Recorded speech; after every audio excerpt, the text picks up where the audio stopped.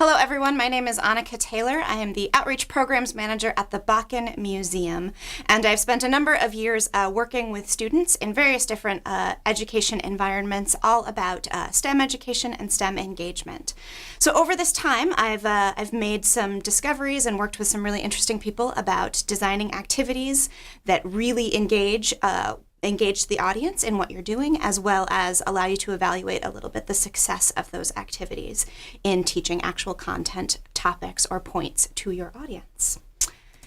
So the question that this started off with is the idea that we have all seen many classic science demonstrations in our time. It's one of the sort of standard practices for how people like to teach science topics, is they show off something very cool and then explain why that happened. But some colleagues of mine began to wonder, does it actually work? Do you actually teach people these topics, or do they just walk away kind of remembering that something cool happened and not really understand the ins and outs of it?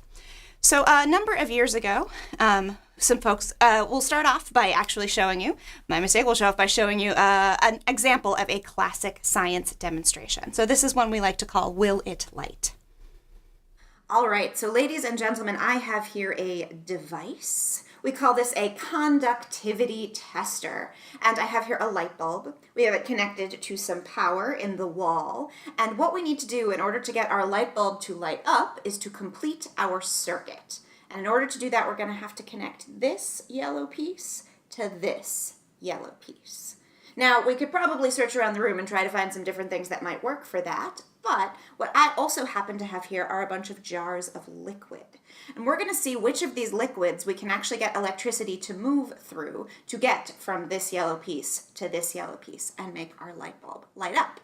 So the one I want us to try actually is just plain old pure water. So ladies and gentlemen, we are going to find out, does our water light up our light bulb? Can I have a little drum roll, please? Fantastic, and oh, it does not light up. Now, that might be a little confusing for you folks, but the reason why our light bulb doesn't light up is pure water doesn't have any charged particles in it. And electricity is actually just the movement of charges. So if we don't have charged particles in our water, we don't have any charges to move, we don't have any electricity that can move through that space, and our light bulb doesn't light up. So, we've now seen this demonstration, and this brings up the question. So, does this demonstration, do any science demonstrations actually teach people content or actually teach them information? And it turns out that no, they don't really. People might remember something interesting, they might remember something fun, but on the whole, people aren't actually getting the concepts that you're trying to impart beyond just the sort of wow factor that something happened. Now, if we add to them a little bit, we can actually grow these science demonstrations and give them a little bit more clout in order to let that topic sink in a little bit. So one of the ways we came to understand that these demonstrations don't really teach is there was actually a study done a number of years ago where they had a bunch of teachers provide these science demonstrations to their classes, and then they assessed 2 weeks later what people actually remembered from that experience and what information they actually took from them. And they discovered that in this time, only about 25% of these students actually remembered the concepts accurately. Only 25% walked away from those demonstrations actually remembering the point that they were trying to make. Another 16% weren't totally sure about what was going on. They maybe remembered bits and pieces, but weren't able to fully deliver the idea back. And this is the crazy one. 59% remembered these concepts directly inaccurately. In many cases, these were the preconceived concepts they had coming in. They saw the demonstration, and even if it would indicate something else, they still remembered it the way they thought it was before. Or in other cases, they sometimes even remembered what happened in the demonstration itself inaccurately, much less the content surrounding it. So 59% were actually getting it wrong, which is pretty crazy. So the question is, if these classic demonstrations don't work, what do we need to do in order to make them better so we can actually teach people these ideas or give people these concepts? So we turn to a professor from Madison who actually was a simultaneous chemistry and playwriting professor, not your most common combination. And she decided that the best way to make these presentations better, or these demonstrations better, was to merge her two fields. So she said, okay, we can take a concept in science, in her case in chemistry, and we can turn it into a story. So let's take a look at what that would actually be. Now, in a standard science demonstration, you start off with the beginning. You set something up, you say, ooh, I have this stuff here. What do we think's going to happen? And then, immediately afterwards, you get the end. You show them what's going to happen. Then this is often followed, in most cases with demonstrations, pretty quickly by an explanation. Here is why this happened. So you say, hey, look at all this cool stuff. What do you think's going to happen? Here's what happens. And here's why that happened. And this is that standard formula that it turns out doesn't work super well. In a story, we have similar components. So we still start off with a beginning. We still have this question of what is going to happen. Maybe we meet some characters, we come across a situation. We want to know what's going to happen, what's going to go down. But in this case, the end is delayed. The end in this story actually comes, crazily enough, at the end. And we tell people what happens at that point in time. But in a story, we have this whole extra component of the middle, the details, that explanation. It actually comes more in the center of the story than it does after all of the big action. Now, if we break the middle apart a little bit, and in the world of playwriting or storytelling, we call this middle section the rising action, we can actually add a couple different elements. We give the opportunity for people to make predictions, whether that's happening officially out loud or just in their head. People are starting to make guesses. In a mystery story, they're often trying to figure out who done it in advance, and they start to formulate their ideas. As you go through that rising action, you get more and more information. You gather bits and pieces of content, of info about characters, about situation, about what's going on as you move along. Sometimes you get the added benefit of a twist. Something really unexpected happens, or something really unexpected is given to you that turns your prediction on its head. Sometimes there's not a twist. Sometimes you just get information that confirms your original prediction.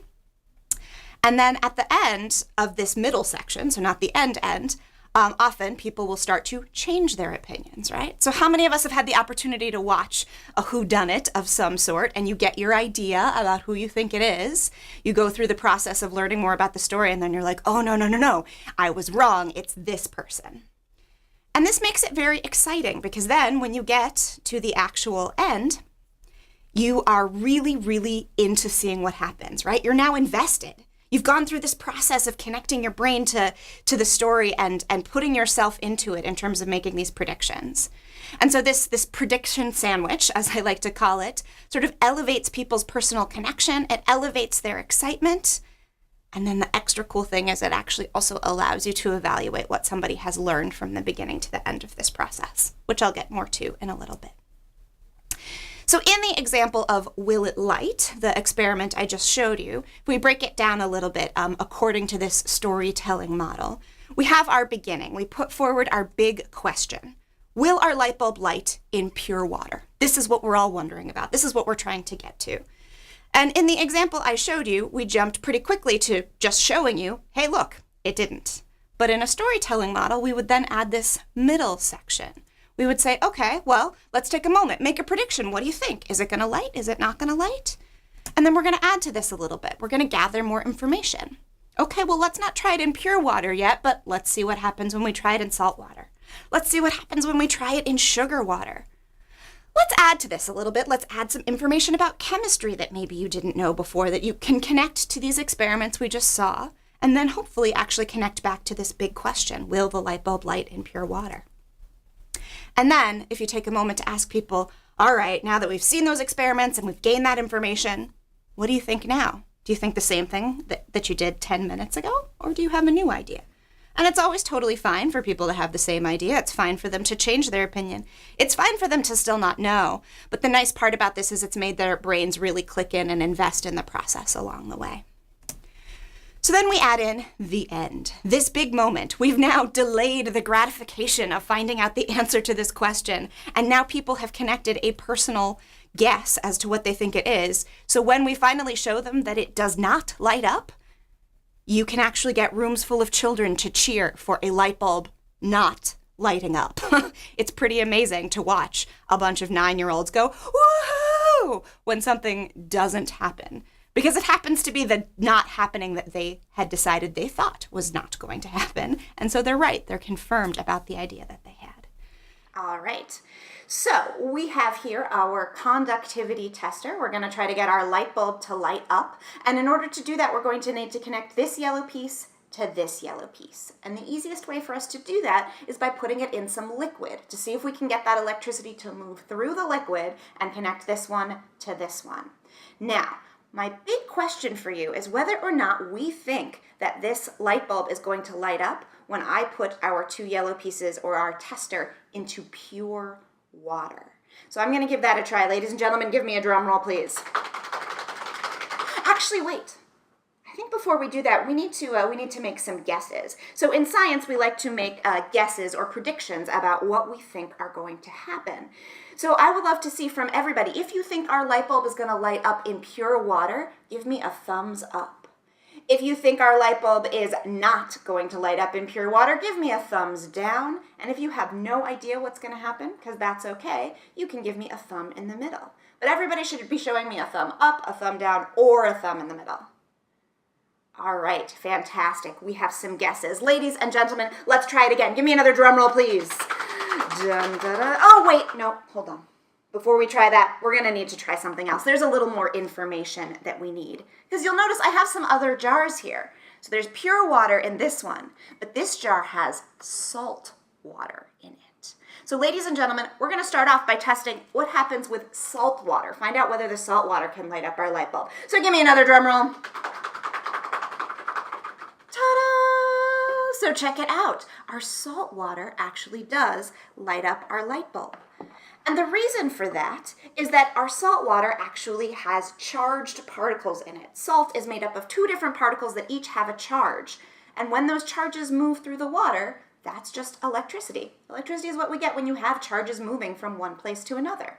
So our salt water gives us charges that can move. Now, I also have here sugar water. Does sugar have charged particles in it? It doesn't. So let's see what happens if we test out our sugar water. Drum roll, please. Oh, it doesn't work. So our water that has our charged particles of salt mixed into it does light up the light bulb. Our water that has no charged particles, or sugar that doesn't have any charges, does not light up the light bulb. Pure water with nothing mixed into it all, does that have charges in it? No, it doesn't, right? It's just pure water. It doesn't have anything else extra.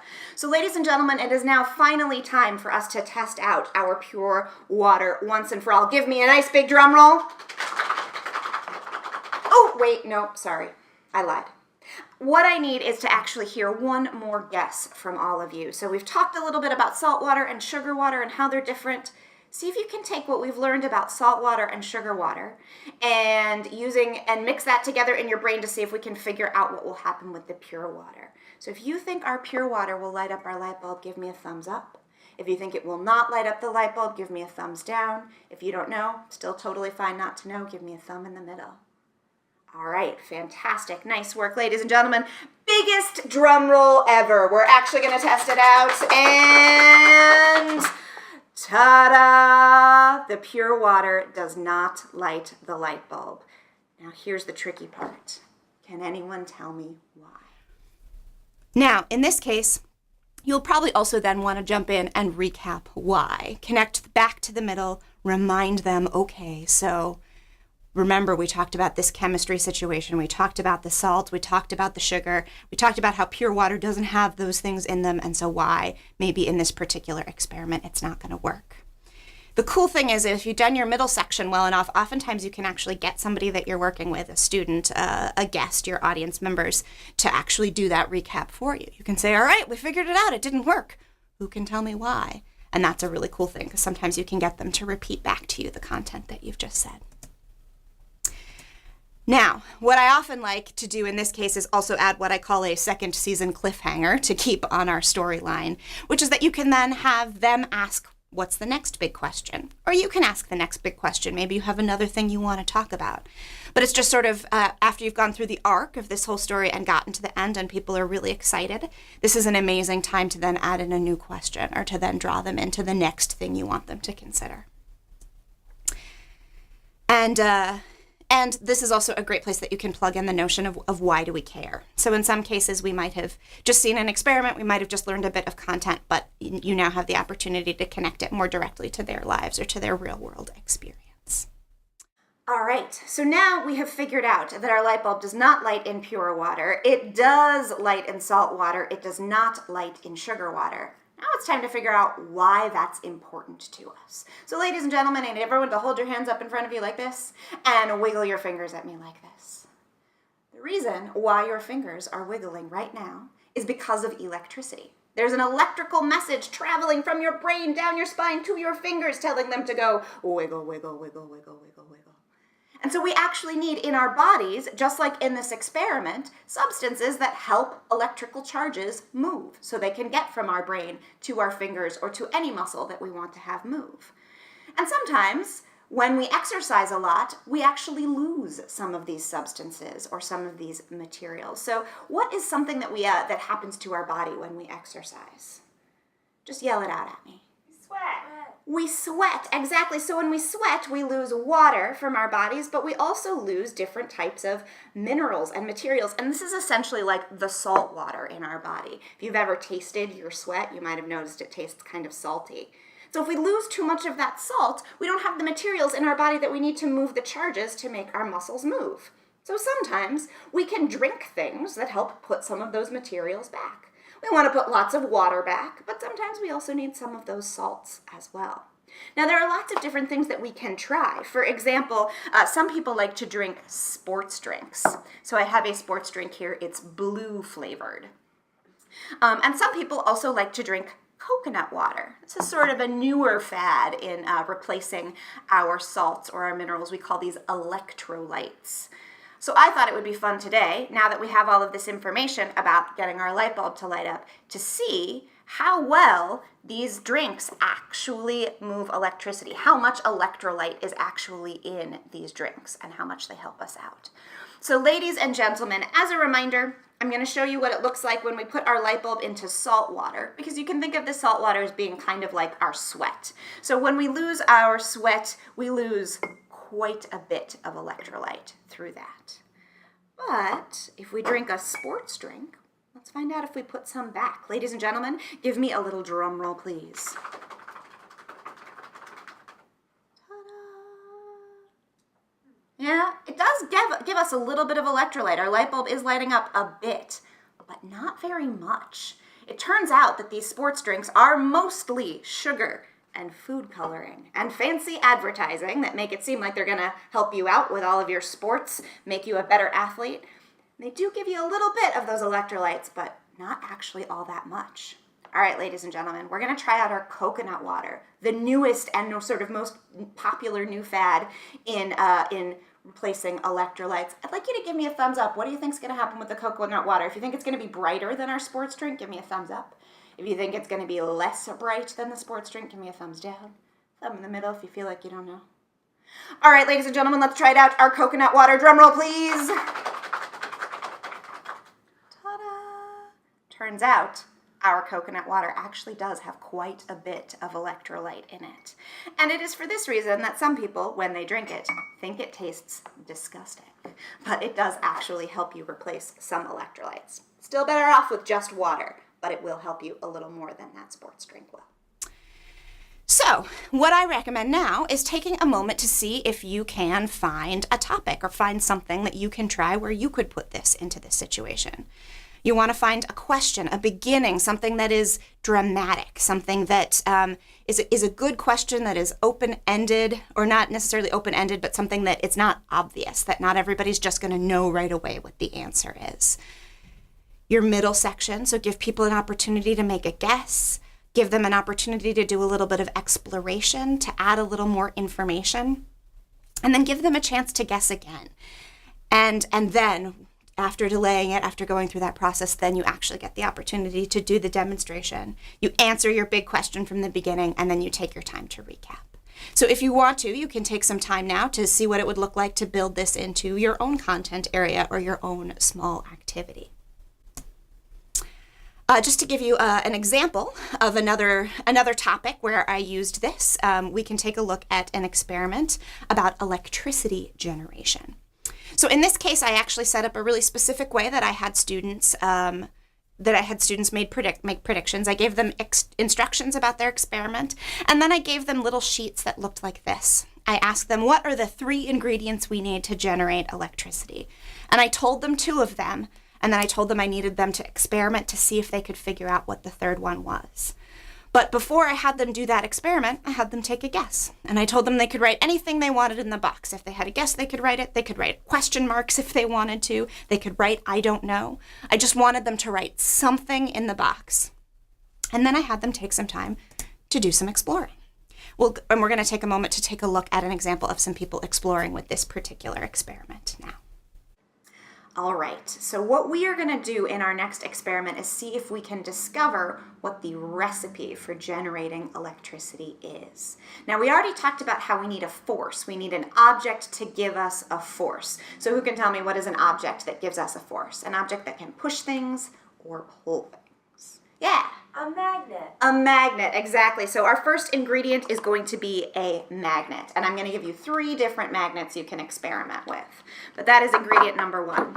Number 2, we're trying to get electricity, so we're going to need some kind of a circuit. Who can tell me what is a really good material to build a circuit out of?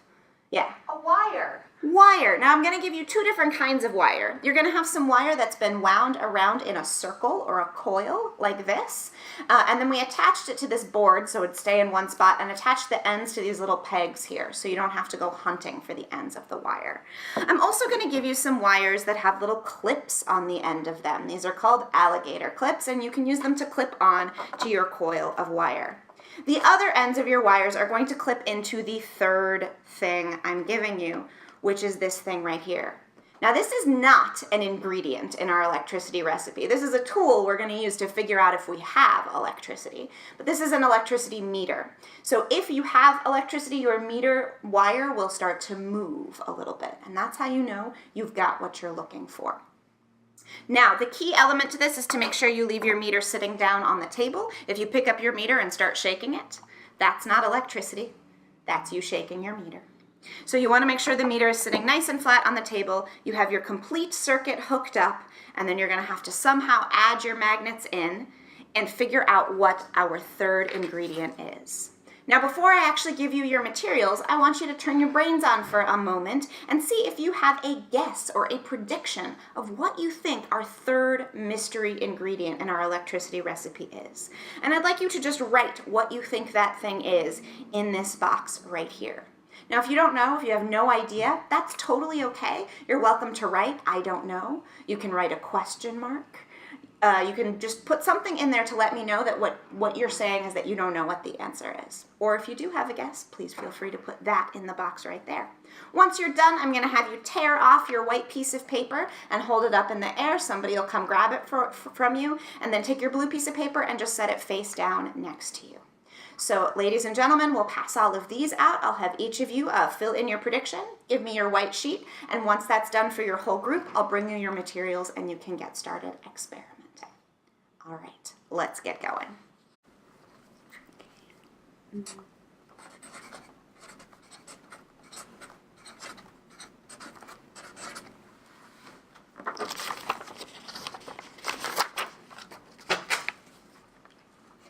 All right, fantastic. Thank you. You can just turn that upside down. And here are your materials. Go ahead and get started. Let's use this one. It's bigger. Yeah.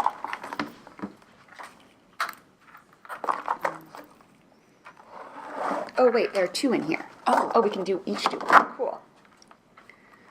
Okay. So you clip it here, Yeah, I think so. and then to here. I think that this one goes to here. Oh, okay. So that it's like and then this one end goes here and one end goes here. So then it's like a circle. Yeah, I think so.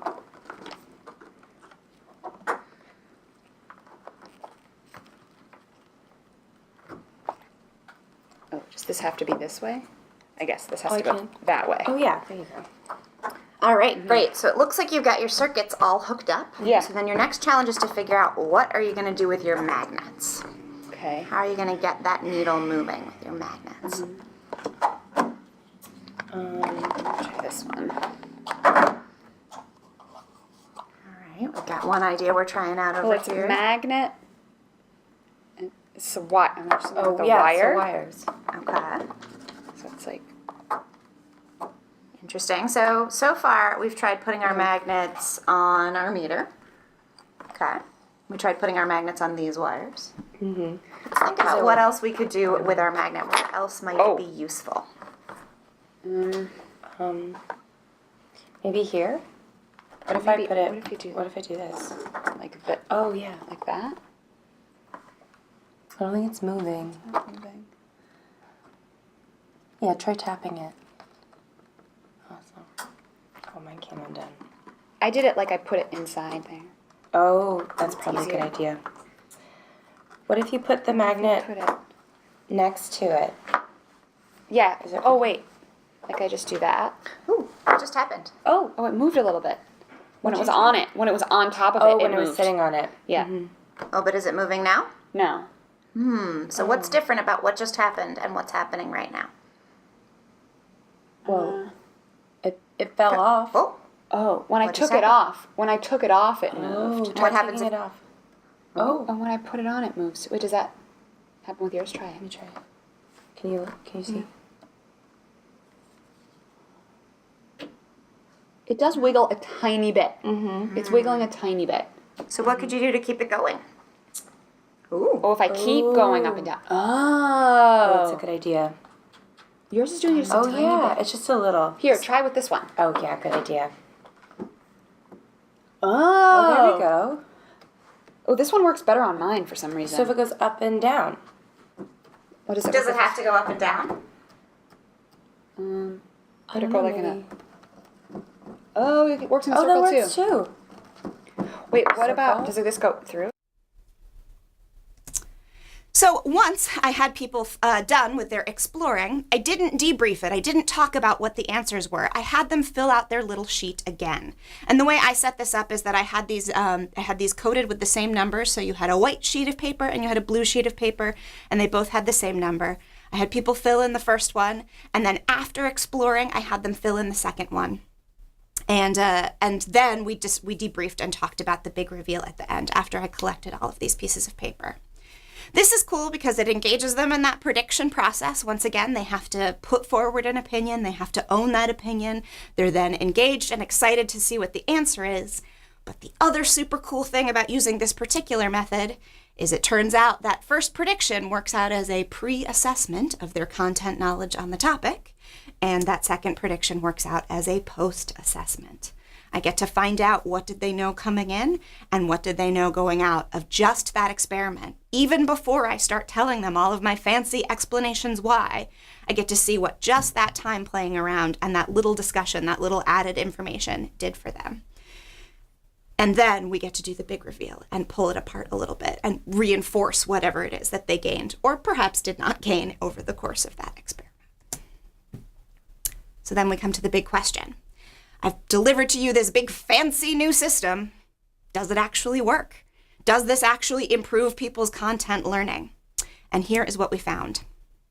So this same study that we looked at before, where we only had 25% of people walking away accurately remembering concepts, we had lots of people remembering concepts inaccurately. In this same study, they applied sort of similar principles to what we did. And they said, look at this. We get up to 50% of people remembering things accurately if they are asked to make predictions before a demonstration starts. So just by engaging their brains, just by having them make that investment of taking a guess about what will happen, people are more likely to remember what will actually happen. And this making predictions is a little bit more overt than just be like, take a moment to think about what you think will happen. This works much better if you actually have people somehow vocalize or write down or talk to their neighbor or do something, but actually have them own in some way what their prediction is. A lot of times if you ask people to make predictions in their head, they'll just get into this fuzzy land of being like, I don't know. And that's not really a prediction. You want them to actually vocalize it or state it a little more overtly. Even if their prediction is out loud, I don't know, that's still a little bit better than just letting them daydream in their head about it. The other exciting thing they discovered, 75% of people remembered information accurately if you ask them to make a prediction and let them explore with the materials, with the topic, with the information before you actually do the demonstration. So we get from 25% to 75% by adding this opportunity to make a prediction and then this opportunity to explore, to learn a little more, to try a few things out. These things really engage people's brains, engage their connection to what's happening, and mean it's a lot more likely that they're going to be able to walk away from the situation with the info that they need. So I learned about this from my colleague and learned about this information and decided to put it to the test myself, not just with the experiment that I showed you, but with a couple of others. And I also gained some data that really seems to support that this method, this storytelling approach, makes a really big difference. So I did a couple different experiments, one involving having students explore what materials would attract to a magnet and which ones would not. I used little slips of paper, kind of like the ones I showed you with the previous experiment. And I was able to demonstrate that my students improved their understanding from 72% accurate about what would happen to 94% accurate. So this one's maybe not as exciting as some others, in part because I had them come in at such a high level, but we were able to see a notable improvement. And the other thing about this piece of information that was useful is it let me know that 72% of my students already knew the information I was trying to teach them. So maybe it's something that I didn't need to prioritize with that particular collection of people as much as we thought we did. I also did a very similar experiment looking at which materials could be used to generate static electricity. And this one, there was a much more dramatic jump. We went from 48% accurate to 86% accurate. So this one was good because it showed me that fewer people understood it to begin with, and we were able to get it up much higher by the end of the experiment. The electricity experiment, the one that you saw earlier, had much more dramatic results. So in this case, I allowed students, I compared not just the accurate and the inaccurate, but the folks who also responded, I don't know, at the beginning. And my pre-assessments, I had one student, I believe, in the entire group that I saw of about 250, one student was able to get the correct answer before the experiment. By the end, we were down to nearly 90% of our students were able to get it accurate. And that was a shift from, a good chunk of I don't knows and then a whole lot of wrong answers. But to get from essentially 0% accurate or 1% accurate to nearly 90% accurate was pretty exciting for us in that case. It showed both that this was a topic we should be teaching because people didn't know about it, and that our experiment and the methods we had them working on were very successful. Another example is we use this as a way to improve our programming. So we used a really similar model of having people make predictions and then gain information and make them again in a program about surface area. And then we took that data after we did a show, as you can see on July 13th, and the numbers weren't really where we wanted them to be. So we made some adjustments to the show for our next performance. It got a little bit better. We made some more adjustments, and then our last few were all pretty strong, which was really exciting for us. So this can be used not only to show that what you're doing is working, it can be used to help you make it work better, help you experiment a little bit more as you go along. We don't always need evaluation data in every case, although I find we need it in most cases when it comes down to it. But it can also be useful for you, even if you don't ever intend to share it with other people, but just to know that what you're doing is working, or to figure out how when you tweak it this way, it gets better. If you tweak it this way, it gets worse. It can be useful for program development as well. There are a few other things that you can do in order to make sure you are engaging people in your experience, in your activity, in your presentation. that help amplify the whole story concept and really draw people in and engage them so that they're fully connecting to everything that you're doing or saying. And a lot of these have to do with sort of story elements as well. For example, if you give your audience, whether that's one person or whether that's 100 people, someone to care about, a character to care about, they're much more likely to engage with the material and much more likely to engage with the story arc. Now, this character doesn't always have to be something big or complicated or fantastical. Sometimes the character can just be a scientist who's trying to figure something out. But by giving them that person to connect with and that person's challenge, or that cat who needs to figure out how to jump up on the counter to eat the milk out of the dish, I don't know, whatever you want to use, but typically giving them some sort of character, particularly some sort of character with a problem that needs solving, you'll draw a lot more audience into what's going on. Some other simple things you can do, once again, either in a big show or if you're just interacting one-on-one with somebody, is you can really build the dramatic process of what's going on by using variation. So by talking a whole lot faster or slower, or you can get really loud if you need to draw people in, or sometimes actually talking really quietly makes people lean their bodies in and really engage with what's happening. But just doing anything in variation, not talking in one way or doing things all one way, is more likely to keep people drawn in, because as things change, people re-click in to make sure they still know what's going on. One of the other really great things about this model is it gives you space in that middle area to demonstrate mistakes, to show people that you can think something's going to happen and then have it be something different. Mistakes are a really excellent thing to show off as a scientist to the public, because that sort of resiliency and persistence is one of the sort of key skills that people need in the sciences. And those are things that people in general are not very comfortable with. We're really used to thinking of mistakes. We're really used to thinking of errors as bad things, and showing people that those mistakes are actually incredible learning experiences and a good thing to do and a good thing to be comfortable with is a really great lesson to teach. Mistakes are also funny, or have the potential to be very funny, so that they can draw people in with a little bit of humor, especially if you're willing to be relaxed and laugh and have a good time talking about your mistakes or showing off your mistakes. So, as I've already said, a couple of other things beyond the evaluation data, beyond showing that people seem to learn more. This method is just useful because your audiences are going to enjoy it. They're going to plug in. The people you're talking to are going to want to know what's going on. It's going to feel important to them. And once again, as I was just saying, it's a really great demonstration of scientific practice. We start off by asking questions. We try things. Sometimes those things don't work the way we think they will, so we learn from them and we try new things. This is a great model of exactly what the scientific process actually looks like. I think sometimes people think of scientists as these magical people who have an idea and immediately prove it's correct and then walk off into the sunset. And this is a great way of showing that that's not actually the way things really work. And that being comfortable with being wrong, or being comfortable with letting your experiment actually change your mind, is a really important part about this field and a really important part about the process that doesn't have to feel scary and doesn't have to feel like the wrong way of doing things.